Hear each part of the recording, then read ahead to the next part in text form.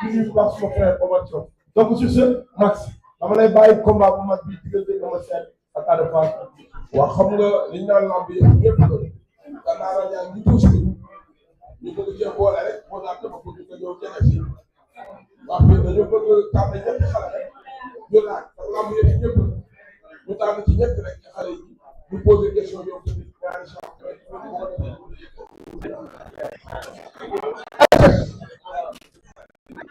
ate gars yi yéen ñëpp maa leen di nuyu di leen siyaar di wax ñu dégg wax Ada dañu dégg ci sa ay kàddu nga ne Eumeu Sène taxawaay combat royal moo ma tax a jóg est-ce que le suuf si mën ngaa dëggal sa bopp yow ne Eumeu Sène taxawaay jóg nga suuf ci biir kër micro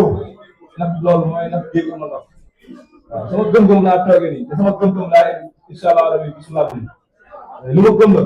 te li ma gëm lu nekk si man amul doomu aadama te gëm naa ne ak suufee damay taxaw te bu bëggee ñu xeex ñu bëre waaw.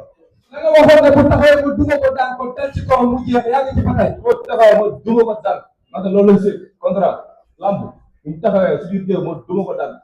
ah xam nga wax ji ñaaw na de waaye li mu wax ñu ne mu ci jàpp. waaye lamb rek xale la même tey bari mu wax rek am problème mais man maa ngi toog di xaar rek arbitre rek.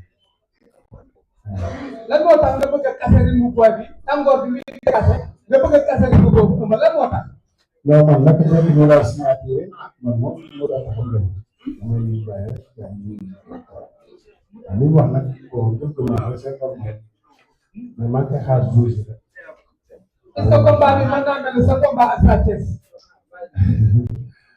lamb la waaw lamb la maa ngi ñaan la lamb neex la. lamb ju neex la ci lan ci ban façon. non ci ma demee ba bu ñu waxee rek tax na lamb ju neex la ñu waxee. dañu gis ne Eumeu Sène dafa man retour da nga am defet dellu si waat ci Balla Gaye numéro 2 5 avril 2015 retour boobu nga marqué ko avec la manière est-ce que retour bii ginnaaw nga jógee ci Franc mën nga koo marqué ci Ada Fass mi nekk ci yoon. waaw lamb la yàlla ma yàlla may lamb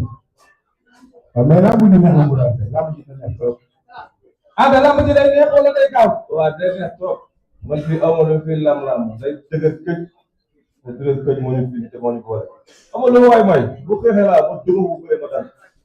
dégg nga ma xanaa jàkkaarloo nga moom nga ko ba muy nii di la gis. loolu toog bu xeexee ma duma ko bu bëree ma daan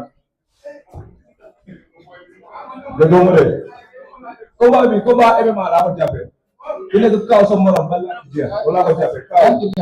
laa mu jeex. Adama Foy dégloo tuma leen de yéen laay ëffal maa leen di déglu.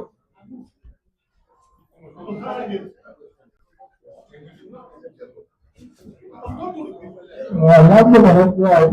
dañ koy bàyyi mu wax rek xale la c'est normal. ay ca Ada ay ca Ada. amul sens. waaw bon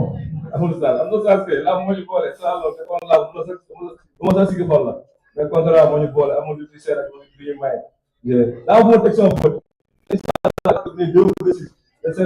incha allah rabbi roi des arènes bi pour que ma ci man dama koy daan dem bëre combat waaye jël ko ci 2026 bi bu soobee yàlla c'est ça moom mais leneen te dama koy daan bu soobee yàlla incha allah rabbi loolu yàlla di ma bu dajul dinaa ko daan boo toog si kawam. Ada juste pour que nga ñëw ci Eumeu Sène dafa bëre Lac de Guiers ñetti yoon pratique yow nga bëre Lac de Guiers am ci benn épreuve ñu ne keroog Ada bu tase woon ak moromam dina demee ne leen nga war ci jàmbaar ki nga xam ne face à moom mu am épreuve yu ñaar nar a tase ki nga xam ne dafa am léegi jafe-jafe Lac de Guiers. waaw sama combat boobu lu ma ko ñàkkaloo mooy dëggal sama bopp gëm sama bopp moo nekkoon def yeneen mbëri yu ñu def. loolu moo nekkoon ci deuxième question. da ngeen xaw a similaire.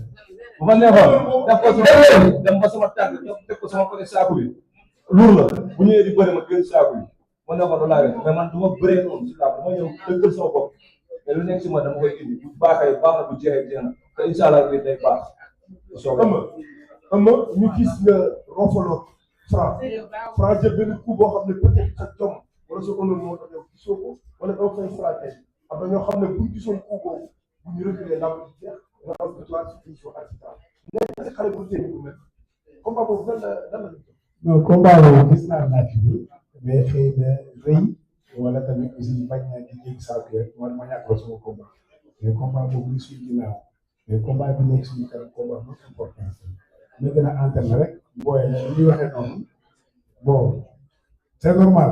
bu wax xale la xam nga faut que mu dégage c'est normal xam nga mais xam nga su dégage c'est quoi. ay ci ama nga baal na est-ce que tey boo Ada Fass bi bu la déggee ni ngay waxee ne dafa mel ni seetoo kii ci bëre quoi. non du loolu kay wala dara làmb bu am doole ba yaakaar